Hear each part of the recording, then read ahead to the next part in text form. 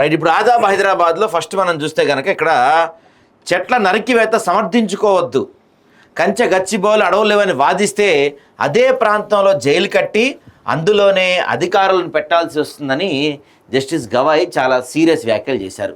దాంతోపాటుగా హిందూ బోర్డులో మరి ముస్లింలు చేర్చుకుంటారా? ఎందుకంటే ఇప్పుడు ఈ వక్ఫ్ అమెండ్మెంట్ ఏదైతే ఉందో ఈ వక్ఫ్ అమెండ్మెంట్ ప్రకారం ఏంటంటే ఆ బోర్డులో వక్ఫ్ బోర్డులో నాన్ హిందూస్ ఇద్దరు ఉండాలని చెప్పి వీళ్ళు పెట్టారు కదా. సో దానికి మీరు అంగీకరిస్తారా? కేంద్ర ప్రభుత్వానికి సుప్రీంకోర్టు సూటి ప్రశ్న. 100 ఏళ్ల నాటి ఆస్తుల పత్రాలు ఎక్కడి నుంచి వస్తాయి? 2 వారాల్లోపు సందేహాలకు సమాధానం ఇవ్వండి. వక్ఫ్ సవరణ చట్టం 2025ను ఆర్టికల్ 26 ప్రకారం నిరోధించదన్న కోర్టు. కేసు న్యాయ పరిశీలనలో ఉన్నప్పుడు ప్రశాంతంగా ఉండాలని చెప్పి కొన్ని వ్యాఖ్యలు చేసింది. రైట్. ఇక కూతురు కొడుకై తలకోరి పెట్టి తండ్రి రుణం తీర్చుకున్న కుమార్తె, ఆస్తి ఇస్తేనే తలకోరి పెడతానన్న కుమారుడు, తండ్రి శవాన్ని చూసేందుకు కూడా రాని వైనం. మహబూబ్నగర్ జిల్లా కేంద్రంలో విషాదకర ఘటన. ఇక నాకు చదువు ఇలాంటి వాళ్ళని ఏం చేయాలండి? సో ఇలాంటి వాళ్ళని నిజంగా కొడుకు అనొచ్చాయండి.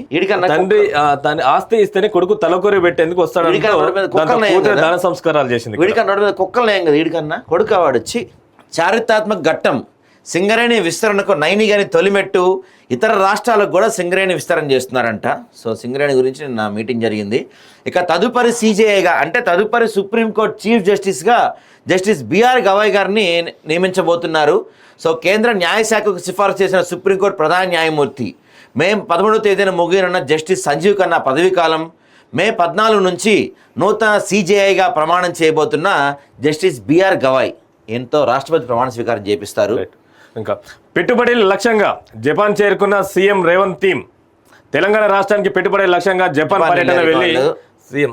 సో ఇక ఇండియాలో జస్టిస్ రిపోర్ట్ తెలంగాణ నెంబర్ 1, 6.48 పాయింట్లు అగ్రస్థానంలో నిలిచిన తెలంగాణ పోలీసులకు సీఎం రేవంత్ రెడ్డి అభినందనలు. ఇది పోలీసుల కృషికి దగ్గర గౌరవం అని చెప్పి ఆయన చెప్తున్నారు. రైట్. ఇక పాఠశాల వంటగదిలో విష ప్రయోగం, 30 మంది విద్యార్థులకు తప్పిన ముప్పు, నిందితుడిని అరెస్ట్ చేసినట్టు ఎస్పీ వెల్లడి. ఇక దేశాన్ని లూటీ చేసిన నెహ్రూ కుటుంబం, కాంగ్రెస్ హయాంలోనే హెరాల్డ్ కేసు, కేంద్ర మంత్రి కిషన్ రెడ్డి మండిపాటు. ఇక రాష్ట్రాన్ని నిలబెట్టండి, దేశం నిలబడుతుంది. ఆర్థిక పరిస్థితి దృష్ట్యా ప్రత్యేక దృష్టి సారించండి. గత ప్రభుత్వం చేసిన నిర్వాహకం వల్ల అప్పుల కుప్ప అయిపోయింది ఏపీ అని చెప్తున్నారు ముఖ్యమంత్రి చంద్రబాబు నాయుడు గారు. ఇక నెక్స్ట్ ట్రంప్ ఆఫర్, అక్రమ వలసదారులకు స్వీయ బహిష్కరణ పథకం అందజేస్తామని ప్రకటన. విమాన ఖర్చులతో పాటు దారి ఖర్చులు కూడా ఇస్తామని చెప్పారంటే, అంటే మీరు అక్రమంగా అమెరికాలో ఉంటే కనుక మేము మిమ్మల్ని పట్టుకొని మీకు సంకెళ్ళేసి మిమ్మల్ని బంధించి తీసుకెళ్లే బదులు మీ అంతా మీరు వస్తే ఫ్లైట్ టికెట్ మేమే బుక్ చేస్తాం, దారి ఖర్చులు కూడా డబ్బులు ఇచ్చి పంపిస్తామని చెప్తున్నా. అంటే పాపం ట్రంప్ తిట్టుకుంటారు కానీ మంచోడే అండి.